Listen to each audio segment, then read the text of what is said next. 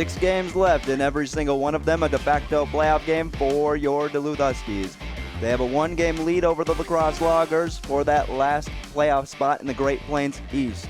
With that, we welcome you into Wade Stadium. I'm John Kuziej, joined alongside my broadcast partner, Brendan Reilly. And Brendan, the Huskies take that 1-game lead in the Great Plains East after getting a big win over the St. Cloud Rocks. Yesterday, it was just a gutsy outing by the Duluth Huskies. Will McIntyre went out there 113 pitches, battled against the best team in the league. Did give up the 6 runs, but he was just what the Huskies needed yesterday. And then for the Huskies, they got helped out by their catcher, Brian Brecker, who arguably played his best game in a Duluth Huskies uniform, and able to pick up 2 doubles, a bases clearing double. Back in the 4th inning, they picked up another one that was able to get things rolling in the 8th inning. It set the way for Michael Brooks to hit a sac fly to give the Huskies the lead, because when you saw St. Cloud come back from 3 runs down twice yesterday, you thought, here we go again, because it is the St. Cloud Rocks, arguably the best team in the Northwoods League, and they've had the Huskies number all season long. There's no doubt about that. But yesterday it was just gutsy and a must-win. The Huskies were able to go out, able to play one of their best games of the year and one of the biggest games of the year. That's what you need going down the stretch. There's only 6 games left to go. And you mentioned it, a very gutsy performance and much-needed performance, as the Loggers now are a game behind them, so the Huskies control their own destiny.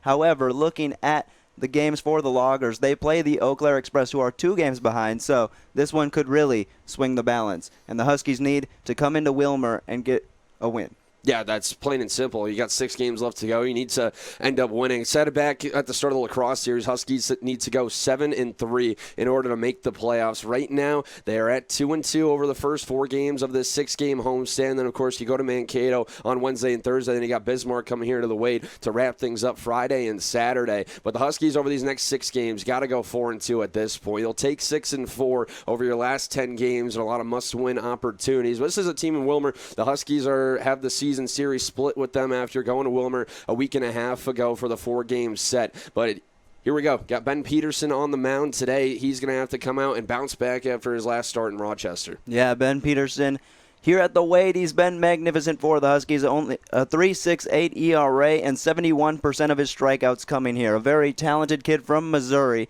I'd like to see him take this game by the scruff of the neck. Well, last time out on Monday, he ended up having 9 walks. The control wasn't there for Ben Peterson down at Mayo Field. He needs to come in and correct that. He has 21 walks to 21 strikeouts on the year, so 50-50 in the walks to strikeout numbers. But for him, he just needs to come back. He needs to control the strike zone. He needs to start throwing strikes. He needs to come with that fastball and then drop that slider on them. And here we go. You got 6 games left to play. It's do or die time for the Duluth Huskies, and you got Eau Claire and Lacrosse playing, like you said. So it's those 2 teams are going to be battling out. They're going to be duking it out down at Copeland Park. The Huskies, they got to take care of business against the other side of the division over this last 6. Well, one thing the Huskies will have is some offensive help from Callan Halverson, who is 7 for his last 14, coming in with a 15-game on-base streak and a 282 average, which is good enough for 3rd on the Huskies team. He's been great over the last week and a half, really since that 6-game road trip started. He went through a little bit of cold spell after a very hot start with the Duluth Huskies. Went on that cold spell, but now he's figured things out at the plate once again. He's approaching 300 when he was down in the low 200s for about 2 or 3 weeks after he got here. So he's been figuring his way out. He just hits the ball hard. He hits it hard to all parts of the field. He's so exciting and so much fun to watch out on the field. It was his birthday yesterday as well,